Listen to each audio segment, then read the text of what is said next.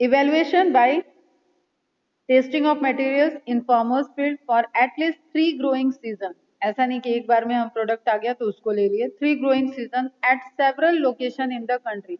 अब ये बहुत इंपॉर्टेंट चीज है बेटा कि उस चीज की जो हमने ब्रीड जनरेट की उस ब्रीड को हम पंजाब में भी ग्रो करें, महाराष्ट्र में भी ग्रो करें एंड यूपी में भी ग्रो कर रहे हैं, एमपी में भी ग्रो कर रहे हैं। हमारा तो खुद ही कंट्री इतना डाइवर्सिटी लिया हुआ है, ठीक है। तो हम डिफरेंट डिफरेंट क्लाइमेटिक जोन में उसको ग्रो करके देखेंगे कि क्या इम्पैक्ट हो रहा है, कहाँ पे वो किस तरीके की ग्रोथ को शो कर रहा है। At least 3 growing season at several locations in the country representing all the agroclimatic zones where the crop is usually grown, जहाँ पे वो कर सकती है। अब ये फिर से ये नहीं कि राजस्थान के जाके डेजर्ट में लगा दिया कि यहाँ तो ग्रो ही नहीं करनी। The material is evaluated in comparison to the best. अब इसको बेटा कंपेयर किससे करना है? देखो एक चीज हमेशा ध्यान रखना, जैसे मेडिसिनल प्रॉपर्टी के लिए हम ट्राइब्स पे डिपेंडेंट थे कि लोकल लोग उसको कैसे यूज कर रहे हैं, ठीक है, किस तरीके से, उन्हें नहीं पता है कि उसको क्या है उनके पास, कैसी जड़ी बूटियां उनके पास हैं, ठीक है। उसी तरीके से लोकल क्रॉप वहां की बेस्ट क्रॉप है, तो कंपैरिजन किससे होना चाहिए कि उस लोकल क्रॉप से अच्छा आपका प्रोडक्ट होना चाहिए। Is it clear? समझ में आ रहा है ना ये part? The material is evaluated in comparison to the best available local crop cultivar. जो स्पीसीज जो ब्रीड वहां पे लोकली प्रेजेंट थी उससे ज्यादा प्रॉपर्टी उसके अंदर होना चाहिए। चेक और रेफरेंस कल्टीवर, एक वहाँ की लोकल से ही हमेशा लोकल, क्योंकि कुछ ना कुछ वहाँ पे बेस्ट होगा जो वहाँ का लोकल होगा। जैसे यहाँ का पता नहीं राइस यहाँ का बेस्ट कौन सा है, हम लोग के यूपी के साइड जाओगे तो काला नमक बहुत फेमस राइस में आता है, काला नमक चावल का नाम है, ठीक है। तो उस तरीके से अपनी लोकल ब्रीड से ज्यादा उसमें अच्छी प्रॉपर्टीज होनी चाहिए, तो कुछ ना कुछ रेफरेंस होगा ना कंपैरेटिव एनालिसिस करने के लिए उस तरीके की। India is mainly an agriculture country, कृषि प्रधान देश है, बहुत बार सुना होगा। भारत एक कृषि प्रधान देश है, इस पे नियम लिखें, ऐसा सॉरी निबंध लिखें, ऐसे राइटिंग। तो इस तरीके की लाइन सुने होगे तुम लोग, जय जवान जय किसान। तो भारत एक कृषि प्रधान देश है, उसी का डेटा यहाँ पे कुछ दिया हुआ है। India is mainly an agricultural country, agriculture accounts for approximately 33% of India GDP. India की जीडीपी में 33% कंट्रीब्यूशन है किसका? एग्रीकल्चर का। अब देखो यहाँ पे जादुई डेटा है एकदम इंडिया का। And employees nearly 62% of the population. एक पॉपुलेशन की 100% पॉपुलेशन हुआ, 100% जीडीपी हुआ, ठीक है। सुनना, 100% जीडीपी में 33% कंट्रीब्यूट कर रही है 62 पॉपुलेशन, 62% पॉपुलेशन 33% कंट्रीब्यूट कर रही है। क्लियर? समझ में आ रहा है? मतलब मैक्सिमम पॉपुलेशन कम कंट्रीब्यूशन है। अब ये 100% जीडीपी में कितना बच गया? 67 ना, 67% कंट्रीब्यूशन कितनी कितनी पॉपुलेशन कर रही है? 38। सही है ना? देख लेना भाई माइनस करके, ठीक है। 38 पॉपुलेशन कंट्रीब्यूट कर रही है 68%, और इंडिया का जादू देखो कि 62% लोग जो काम कर रहे हैं वो कंट्रीब्यूट कर रहे हैं 33% में। मतलब अगर हम इसको ऐसे राउंड फिगर में बात करें तो 30% लोग इन्वॉल्व होके 60% कंट्रीब्यूशन कर रहे हैं, एंड 30% कंट्रीब्यूशन करने के लिए ऑलरेडी 60% लोग इन्वॉल्व। सिंपल सी चीज क्या होना चाहिए? ज्यादा लोग ज्यादा आउटपुट, ठीक है। कंफ्यूजन कुछ नहीं करना है। जिस प्रोफेशन में ज्यादा मैन पावर लगी हुई है वहां की एड, वहां का कंट्रीब्यूशन जीडीपी में ज्यादा होना चाहिए। लेकिन हमारे यहाँ जस्ट बिकॉज ऑफ टेक्नोलॉजी और जो चीजें पेपर पे चलती हैं उसकी वजह से क्या हो रहा है कि लोग ज्यादा लगे हुए हैं, क्योंकि कृषि प्रधान देश है। मैक्सिमम एरिया गांव में है, आज भी गांव है भारत में ज्यादा, अर्बन सिटीज कम है, ठीक है। मैक्सिमम पॉपुलेशन अपनी गांव में है, तो इसलिए कंट्रीब्यूशन 62%, मैन पावर का कंट्रीब्यूशन 62%, पॉपुलेशन कंट्रीब्यूट कर रही है 33% जीडीपी में, and 67 population contribute 38% population contribute कर रही है 67 में, जिसमें तुमको ऑल अदर एरियाज तुम मेंशन कर सकते हो, इंजीनियर डॉक्टर सब आ जा रहे हैं इसके अंदर, वो सारे लोग मिलके जीडीपी में बिजनेसमैन सब आ गए, वो सब कंट्रीब्यूट कर रहे हैं 67% का। तो दिस इज वेरी, एक तरीके से कह ले कि थोड़ा सा डेटा ऐसा है कि इंडिया को इस पे सोचना चाहिए, सोच भी रही है, बट वही है, कोई चीज एप्लीकेबल करना जरूरी होता है, ना कि पेपर पे बनना। Agriculture counts for approximately 33% of India's GDP and employs nearly 62% of the population. After India's independence, one of the main challenges facing the country was that of producing enough food. ये सारी कहानी हम सुना चुके हैं. For the increasing population, population तो growth हो ही रही है, continuous. उसको फूड प्रोवाइड करना ये बड़ा चैलेंज था. As only limited land is fit for cultivation. उस वक्त जो हम सॉइल की क्वालिटी होनी चाहिए, देखो किसान पढ़ा लिखा नहीं है, वो ट्रेडिशनल खेती कर रहा था. उसको आज भी हमारे देश में प्रॉब्लम जो ये कंट्रीब्यूशन वाला गैप देख रहा है, ये इसीलिए है क्योंकि वो ट्रेडिशनल खेती ज्यादा से ज्यादा कर रहा है. अब अगर आप हरियाणा, पंजाब या कुछ पढ़े लिखे, जैसे ऑर्गेनिक खेती के कभी कभी रिवोल्यूशनर, आज तो ये नेट का जमाना है, तो इसमें वायरल वीडियोस तुम लोगों को देखने को मिलते होंगे कि किसी ने इतने एरिया में इतनी क्रॉप बिल्ड की. जैसे अभी कुछ दिन पहले एक आलू की क्रॉप का आया था, ठीक है, उसने कितने करोड़ की क्रॉप सिर्फ आलू सेल कर दिए. तो लाइक कि लोग और कोई काम क्यों करें, ये खेती कर लो ना इस मेथोडोलॉजी से.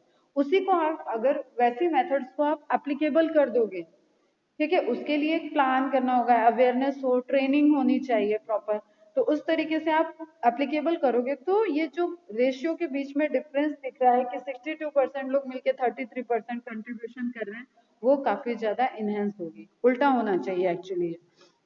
So after India independence, one of the main challenges facing the country was that of producing enough food for the increasing population. As only limited land is fit for the cultivation, India has to strive to increase yield per unit area from existing farmland. इसके लिए हमें क्या होगा, जितना area है उसमें yield को बढ़ाना पड़ेगा.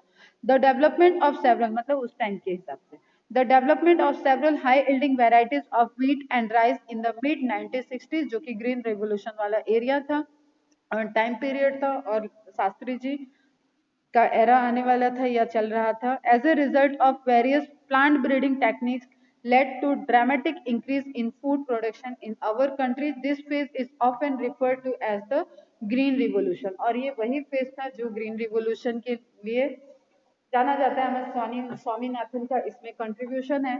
उनको एक्चुअली इनके जैसे कंट्रीब्यूशंस को कभी भूलना नहीं चाहिए. ये एक्चुअल में कुछ काम करके जा रहे हैं. नेताजी लोग तो बस. This phase is often referred to as the Green Revolution. Now figure 9.3 represents some Indian hybrid crops of high yield varieties. यहाँ पे सोनालिका, आप देखो इंडिया नाम आते हैं ना, कितनी जल्दी याद होता है वो. सोनालिका, रत्ना, जया, ये सब आएंगे अब. तो ये कुछ इमेजेस दिए हुए हैं, अपन थ्योरी में चलते हैं.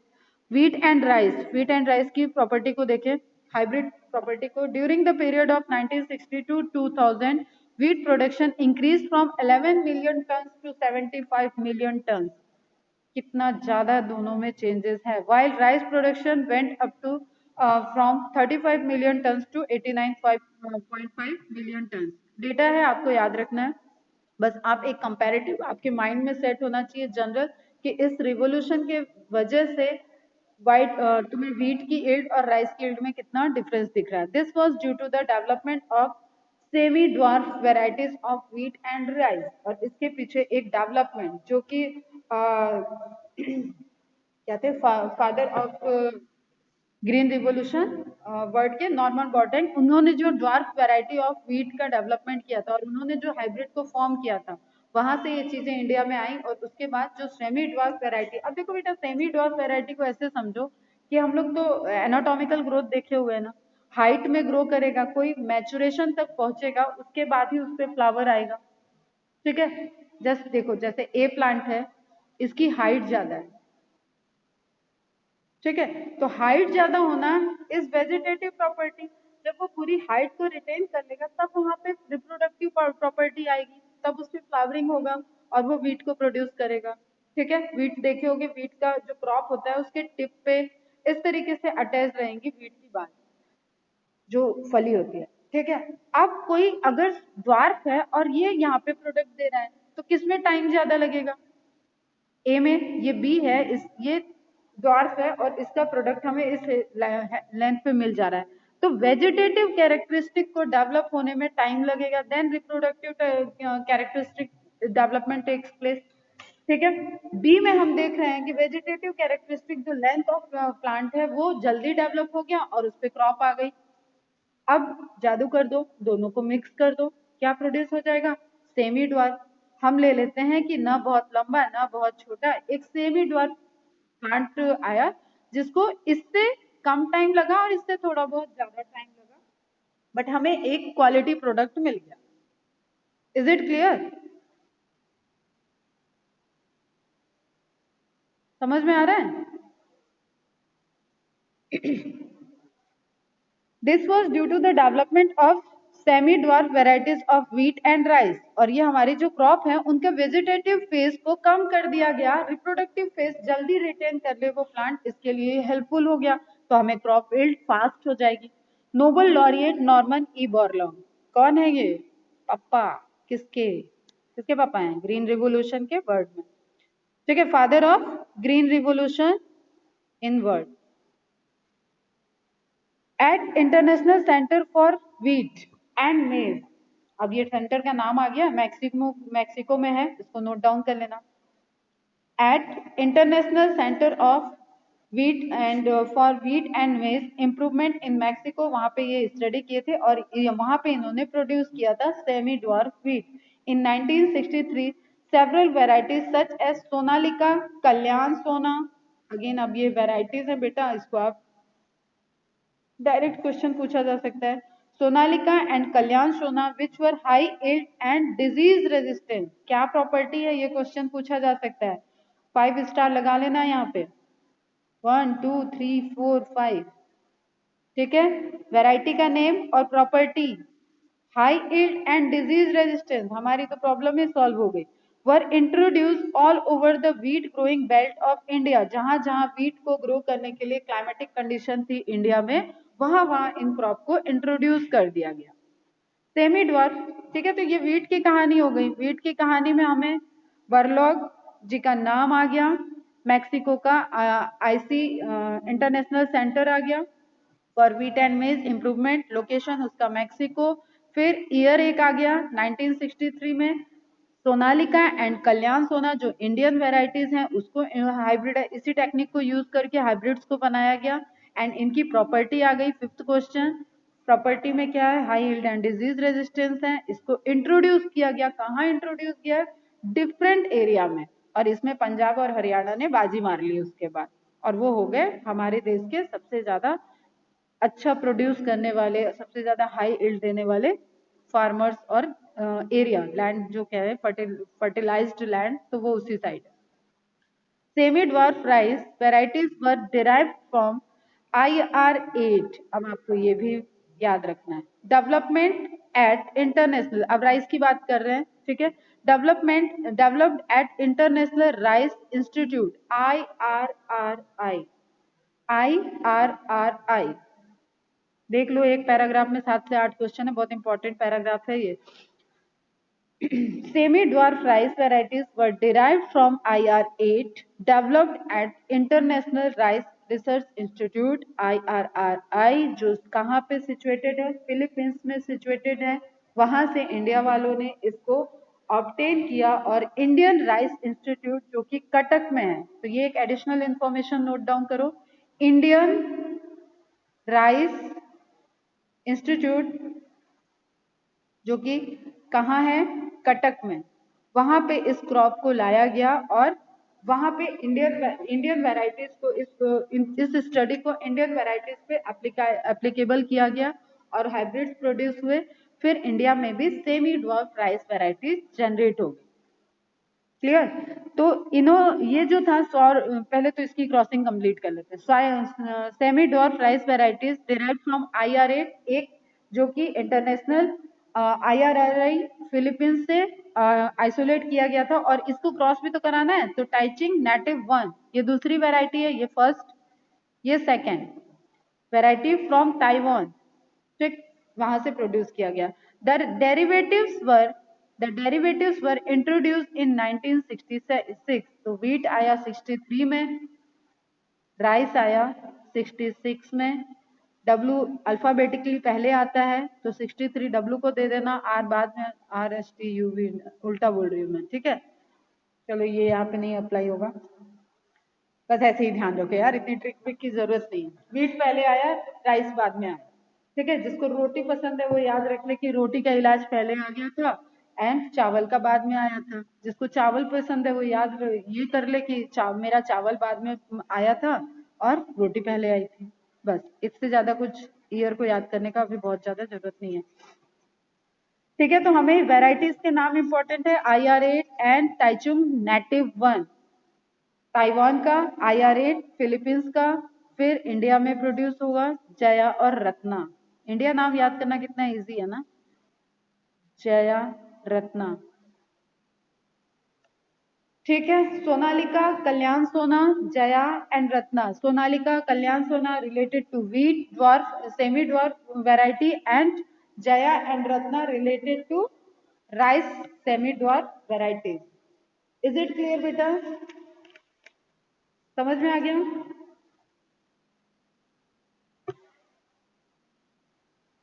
और उसके बाद सेम वीट की तरह इसको डिस्ट्रीब्यूट किया गया डिफरेंट डिफरेंट क्लाइमेटिक एरिया में, जहाँ पे राइस देखी जा रही थी वहां पे इनको इंट्रोड्यूस किया गया और क्रॉप को एनहेंस कर लिया गया।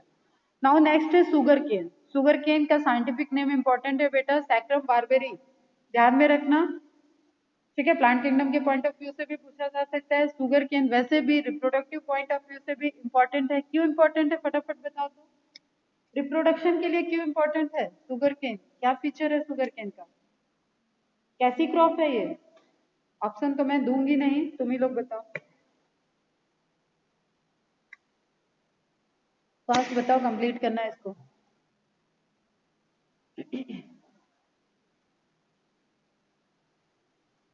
चलो सुनो आंसर, कैसी है कोई बता रहे हैं? चलो आज इसको व्हाट्सएप पे आंसर करोगे।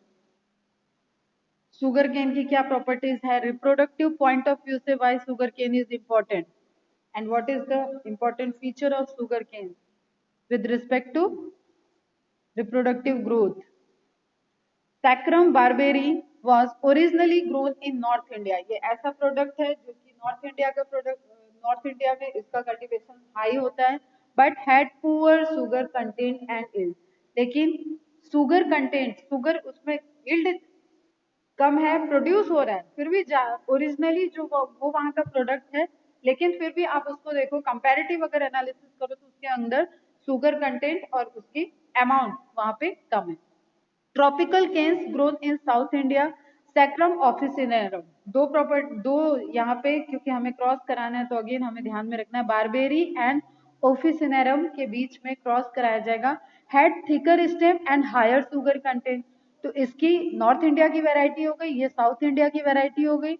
नॉर्थ इंडिया वाली वैरायटी में शुगर कंटेंट और इल्ड कम है, साउथ इंडिया वाली वैरायटी में थिकर स्टेम है। स्टेम थिक है तो हमें पता है गन्ना हम लोगों ने सबने खा रखा है, गन्ने को चूसते हैं तो जो रस वाला पोर्शन है वो उसके इंटरनोड वाले पोर्शन में, नोड इंटरनोड वाले पोर्शन में और उसी को हम लोग यूज करते हैं शुगर, जब हम गन्ने का रस पीते हैं तो भी, और उसी को हम यूज करते हैं जब हम शुगर को प्रोड्यूस कर रहे हैं।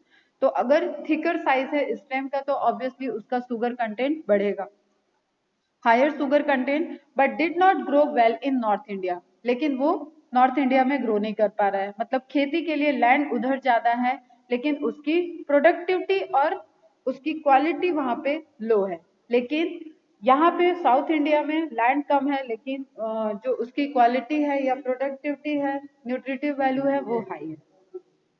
These two species were successfully crossed to get sugarcane varieties combining the desirable qualities of high yield, thick stem, high sugar and ability to grow in the sugarcane areas of North India. अब हमारी problem sir, अब हमारी problem solve हो गई।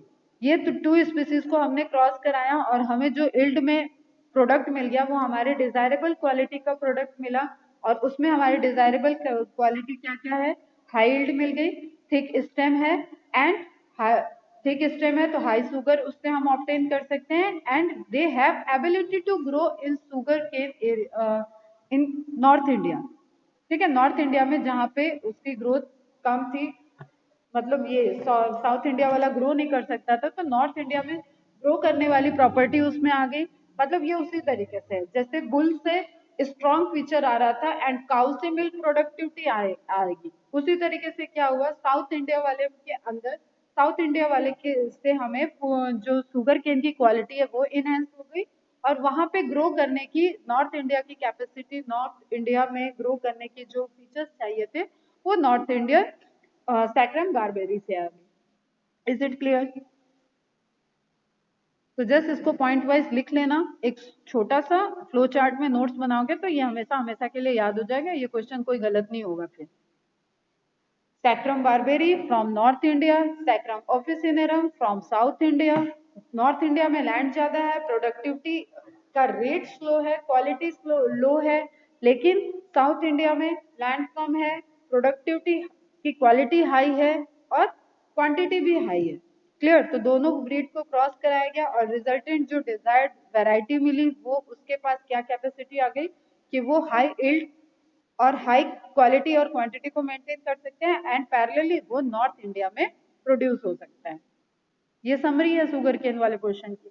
Millets, millets क्या हो गया? छोटे दाने, छोटे ग्रेन्स जो होते हैं, रागी, क्या बोलते हैं, ज्वार, बाजरा, ये सब क्या हो जाते हैं? मिलेट्स। ठीक है, तो हाइब्रिड मेज, ज्वार, बाजरा have been successfully developed in India. Hybrid breeding have led to the development of several high yielding varieties resistant to water stress. अब इसमें भी अगेन देखा जा रहा है कि एनवायरमेंटल स्ट्रेस, जैसे वीट वगैरह का क्या होता है, इनका कहीं कहीं तुम लोग शायद सुने हो, कभी हॉलीवुड बॉलीवुड के स्टार वगैरह की डाइट वगैरह देखे हो तो उसमें वो लोग रागी का आटा, इस तरीके की चीजें मेंशन रहती है।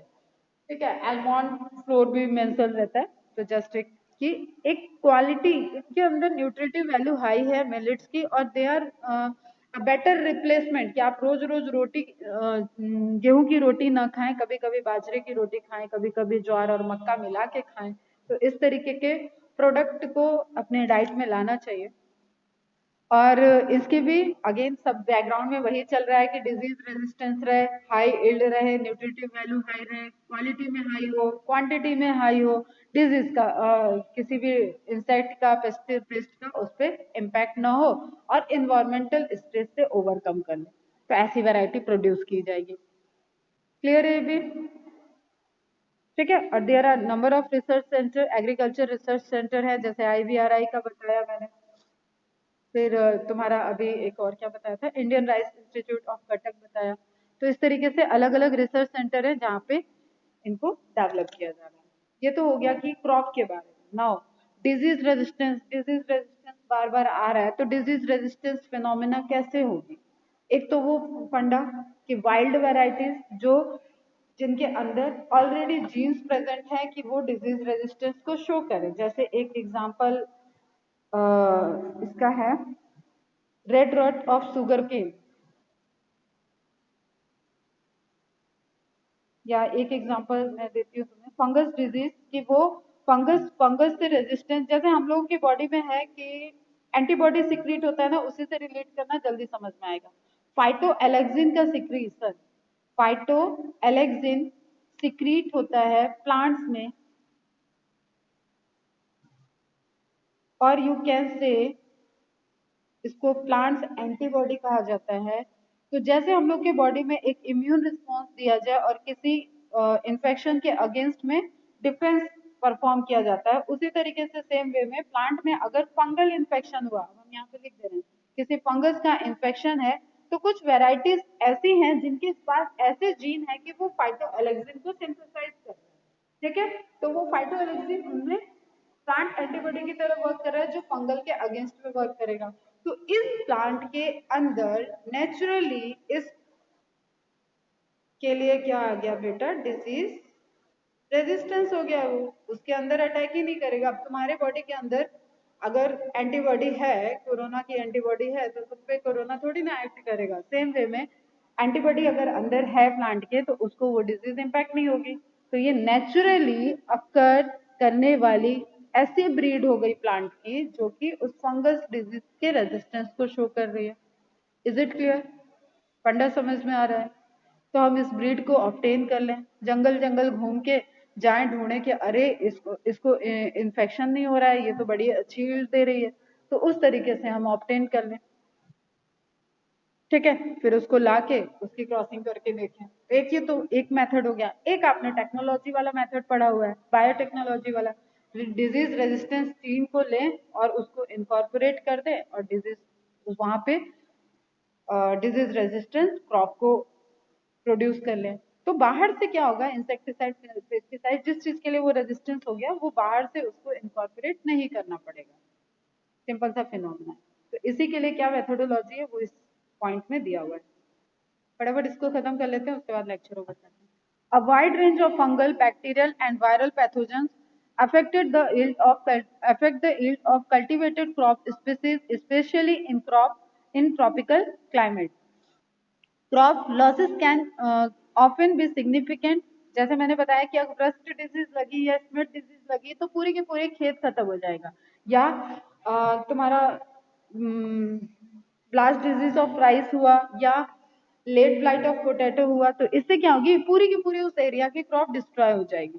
तो हमें ये ध्यान में रखना है कि जो लॉस होगा ना, अगर डिजीज हो गया तो ऐसा तो है नहीं कि वो एक प्लांट तक रहेगा। हमने स्मट डिजीज का देखा है कि किस तरह, रस्ट डिजीज का देखा था साइकिल, और अभी डिजीज वाले पोर्शन में और उसको कवर करेंगे, or sometimes even total. In this situation, breeding and development of cultivars resistant to disease enhance food production. जब वो डिजीज रेजिस्टेंस रहेगा तो हमारा इस 1 एकड़ के एरिया में जो हमने क्रॉप प्रोड्यूस किया है वहां डिजीज नहीं लग रही है, तो ऑब्वियसली इससे यील्ड हमें पूरी की पूरी मिलेगी। क्लियर बेटा, वही चीज है। This also helps to reduce the dependence on the use of fungicide and bactericide. जो फंगस पे अटैक करेगा उसको फंजीसाइड कहेंगे, जो बैक्टीरिया पे अटैक करेगा उसको बैक्टीरियोसाइड कहेंगे, जो पेस्ट पे अटैक करेगा उसको पेस्टिसाइड कहेंगे।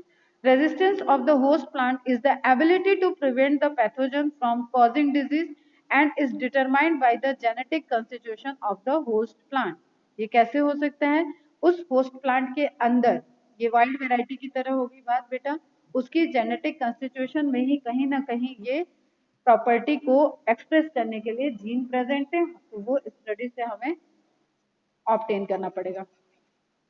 ठीक है, resistance of the host plant is the ability to prevent the pathogen from causing disease and is determined by the genetic constitution of the host plant before breeding is undertaken. तो आपको breeding के पहले एक तो ये सारी study करना होगा। It is important to know about the positive organism and the mode of transmission. अब भाई हम डिजीज बात कर रहे हैं, हमें ये पता ही नहीं है कि उस डिजीज का मोड ऑफ क्या है, कि उसको कौन कॉज कर रहा है, वो बैक्टीरियल डिजीज है, फंगल डिजीज है या वायरल डिजीज है। पता चले डिजीज है फंगल, हमने ट्रीटमेंट कर दिया बैक्टीरियल। ठीक है, तो you should be very clear. जो भी वहां पे कल्टीवेशन कर रहा है, जो भी फार्मर्स हैं, वो उनको बहुत क्लियर होना चाहिए कि वो डिजीज क्या है, उसका ऑर्गेनिज्म क्या है, उसका मोड ऑफ ट्रांसमिशन क्या है। वो एक उस एरिया में हुआ है तो वो ट्रांसमिट होगा या नहीं। जैसे सेम है, पूरा साल ही बीत रहा है अब तो कोरोना को देखते हुए, कि मोड ऑफ ट्रांसमिशन क्या है, उसको कॉज करने वाला क्या है। तो जब ये सारी चीजें हमें पता है तभी तो हम उसकी वैक्सीन डिजाइन करने की कोशिश कर रहे थे। Clear beta? So before breeding is undertaken, it is important to know about the causative organism and the mode of transmission. Some of the disease caused some of the disease caused by the fungi are rust. Example brown rust of wheat. अब यहाँ पे बेटा देख लो, जो NCERT में disease के नाम दे दिए उसको तो गोल्डन पॉइंट समझ के याद कर लो, मार्क करके निकाल लेना इस पैराग्राफ से और नोट्स बना लेना आज के आज। Brown rust of wheat, red rot of sugar cane and late blight of potato by bacteria, black rot of crucifers जो तुम्हारे mustard family, and by virus tobacco mosaic virus, turnip mosaic. ये सारी disease जो अलग अलग sources है, मतलब fungal disease हो गई, बैक्टीरियल डिजीज हो गई और वायरल डिजीज हो गई। तो हमें एक लिस्टिंग ऑफ डिजीज यहाँ पे दी हुई है, प्लांट डिजीज, उसको भी ध्यान में रखना है बेटा। और इनसे कैसे ट्रीट करेंगे, एक तो हमने बताया कि वाइल्ड वेराइटीज हम ढूंढ लें कि नेचुरली ऐसे अकर हो। एक हो गया कि हम उस वाइल्ड वेराइटी को सेलेक्ट करके लाएं और उससे ब्रीड करा दें, या तो हम वाइल्ड वेराइटी को डायरेक्ट प्रोड्यूस कर दें, प्रोडक्शन ले लें उससे, और या तो उसको क्रॉस करा लें। ठीक है, फिर है कि हम उससे जेनेटिक इंजीनियरिंग एंटर कर दें। तो methods of breeding for disease resistance, breeding is carried out by the conventional breeding technique described earlier or by the mutation breeding. अब इसमें क्या हो सकता है बेटा कि या तो हम कन्वेंशनल टेक्निक देख रहे हैं कि जिस तरीके से हम बार बार क्रॉप को स्टडी कर रहे हैं, जंगल जंगल घूम लो और वहां से वेराइटीज ले आओ, उनको स्टडी कर लो, या नहीं मिल रहा है उससे और क्रॉसिंग से भी हमें सक्सेसफुल नहीं मिल रहा है, तो हमने क्या स्टार्ट किया, हम म्यूटेशन इंड्यूस करना स्टार्ट करेंगे, म्यूटेशन इंड्यूस करना स्टार्ट करेंगे और हर म्यूटेशन हार्मफुल नहीं होता है, हो सकता है उस म्यूटेशनल चेंज की वजह से हमें ऐसी क्रॉप मिल जाए जिसके अंदर जीन म्यूटेशन के वजह से डिजीज रेजिस्टेंस की प्रॉपर्टी आ जाए। और प्लांट में रेडिएशंस के लिए यूज करते हैं गामा रेडिएशन, ये पॉइंट नोट डाउन कर लेना, gamma radiation used in plants, used in plants for inducing mutation. अब हम सबको पता है कि म्यूटेशन क्या है, जेनेटिक लेवल पे चेंज होना, सडन चेंज, क्लियर। तो हम इंड्यूस कर रहे हैं, रेडिएशन से एक नेचुरल भी म्यूटेशन हो सकता है, उसी चीज को हम कंट्रोल वे में इंड्यूस कर रहे हैं कि इससे शायद जीन में कोई ऐसा डीएनए में चेंज आ जाए कि जिससे हमें इल्ड अब जो मिले उसमें वेरिएशंस देखने को मिल जाए और हमें बाई चांस अगेन फिनोमेना है कि डिजीज रेजिस्टेंस क्रॉप मिल जाए। The conventional method of breeding for disease resistance is that of hybridization and selection. Its steps are essentially identical to those for breeding for any other agronomic characters such as high yield. अब हमें parallelly ये भी तो ध्यान में रखना है, yield वगैरह चलती रहे, वो तो हमारा मेन है, क्वालिटी क्वांटिटी। डिजीज नहीं लग रहा है और उसकी क्रॉप की यील्ड ही नहीं है, तो ऐसे भी डिजीज को हम लेके क्या करेंगे, अरे ऐसे भी प्लांट को लेके हम क्या करेंगे। The various sequential steps are, again वही स्टेप जो अभी हमने फॉलो किए थे बेटा, वही सारे स्टेप्स यहाँ पे भी हैं। Are selection for resistance sources, hybridisation of selected parents. अब आप इसको बेटा पॉइंट्स में लिखोगे, कभी भी ऐसा पैराग्राफिक मत याद करो, न लिखो तो आपको नोट्स क्लियर रहेंगे। जैसे हम पीपीटी में रखते थे ना ये सारी चीजें पॉइंट में, उस तरीके से। Resistance source, hybridisation of selected parents, selection and evaluation of hybrids and testing and release of new varieties। जो release and testing जो हमने शुरू में steps देखे वही चीज है। Some crop varieties bred by hybridization and selection for disease resistance to fungi, bacteria and viral disease are released। अब आपको क्वेश्चन इस टेबल से आ सकता है जिसके चांसेस भी हाई हैं, क्योंकि पिछले कुछ टाइम से पूछा नहीं गया है, तो इस टेबल को आपको ध्यान में रखना है, मार्क करके रखना है। ये हाइब्रिड्स हैं, किस क्रॉप से रिलेटेड है और किस डिजीज की रेजिस्टेंसी इसमें है, ये टेबुलर फॉर्म में है, तो 4 बार इसको पढ़ोगे हो जाएगा। और अगेन कॉन्सेप्ट ध्यान में रखो, एमसीक्यू को सॉल्व करने के लिए आंसर हमारे सामने होगा और वो कहेगा चीख चीख के साइलेंटली कि मुझे देखो मैं हूँ राइट आंसर। जब 2 बार पढ़ के जाओगे तुम्हें पूसा स्वर्णिम नहीं भी याद होगा तो भी तुम्हें वहां पे व्हाइट रस्ट एग्जाम्पल में देख के हिट कर जाएगा, क्लियर। और यही आसपास के ही रहेंगे तो कंफ्यूजन भी करेगा, ये भी रहेगा। वीट, हिमगिरी वीट की वैरायटी है। लीफ एंड स्टाइप प्लस हिलबर्न ये डिजीज का नाम रहेगा। ब्रेसिका, पूसा स्वर्णिम, करण करण राय ये व्हाइट रस्ट, अब ये पता है कि हमें मस्टर्ड की बात हो रही है, व्हाइट रस्ट डिजीज से रेजिस्टेंस शो करेगा। कॉलीफ्लावर, पूषा शुभ्रा, पूषा स्नोबॉल, केवन ये ब्लैक रॉट एंड कर लाइट ब्लैक रॉट को शो करेगा, रेजिस्टेंस रहेगा, ठीक है, रेजिस्टेंस को शो करेगा। काउपी, पूसा कोमल बैक्टीरिया ब्लाइट डिजीज को से रेजिस्टेंस को शो करेगा। चिली, पूसा सदाबहार चिली मोजाइक वायरस से resistance, tobacco Mosaic virus and leaf curl से रेजिस्टेंस को रिप्रेजेंट करेगा। ठीक है बेटा, समझ में आ रहा है टेबल क्या है, क्रॉप है, वैरायटी उसकी कौन सी है एंड उस वैरायटी में डिजीज कौन सी डिजीज से रेजिस्टेंस पावर है वहां पे।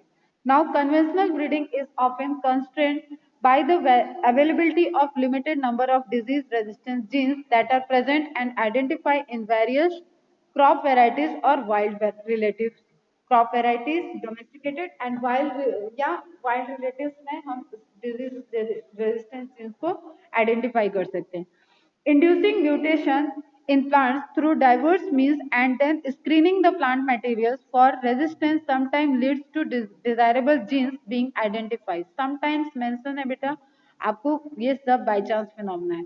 Plants having these desirable characters can then be other multiplied directly और can be used in breeding. Direct multiplication कर दें या उससे ब्रीडिंग टेक्नोलॉजी में यूज करें। Other breeding methods that are used for selection amongst soma clonal variant and genetic engineering. Soma clonal variation and genetic engineering ये हम थोड़ा बाद में देखेंगे।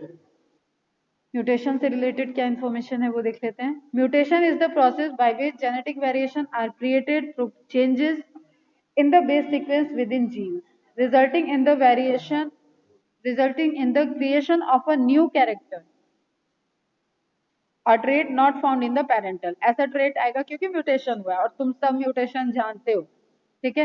It is possible to introduce induce mutation artificially through use of chemicals और radiation like gamma radiation, तो ध्यान में रखना है gamma radiation, and selecting and using the plants that have the desirable characters as a source in breeding. This process is called mutational breeding. जब mutation induce करके अगर हम ब्रीड जनरेट कर रहे हैं और उसको या तो हम डायरेक्ट मल्टीप्लाई करवा रहे हैं, कल्टीवेट कर रहे हैं, या उसको ब्रीड की तरह हाइब्रिडाइजेशन में यूज करेंगे, तो उससे रिजल्टेंट जो भी प्रोडक्ट बनेगा उस सबको हम किस कैटेगरी में लाएंगे, म्यूटेशनल ब्रीड क्रॉप में, ठीक है। और इस प्रोसेस को क्या बोल देंगे, mutational breeding. In moong bean, मूंग की एक दाल होती है, resistant to yellow mosaic virus, फिर से ये एग्जांपल है बेटा, एग्जांपल तो कुछ हमें डिजीज तो डिटेल में पढ़नी नहीं है, इसलिए एग्जांपल आप मार्क करके रखो। In moong bean resistant to yellow mosaic virus and powdery mildew were induced by mutation. ये रिजल्टेंट है, ऐसा नहीं है कि बस म्यूटेशन किया जा रहा है और क्या यील्ड आई है, कभी हमें सक्सेस मिला है या नहीं, तो उसको उसके लिए एग्जांपल्स ध्यान में रखना है कि बेटा हमें सक्सेस मिली है। ये दो ऐसी क्रॉप यहाँ पे मेंशन किया है जहाँ पे रेजिस्टेंस आया है by mutation induced. Several wild relatives of different cultivated species of plant have been shown to have certain resistant characters but have very low yield. Wild में disease resistance है लेकिन low yield को वो show कर रहे हैं. Hence there is a need to introduce the resistant genes into high yielding cultivated varieties.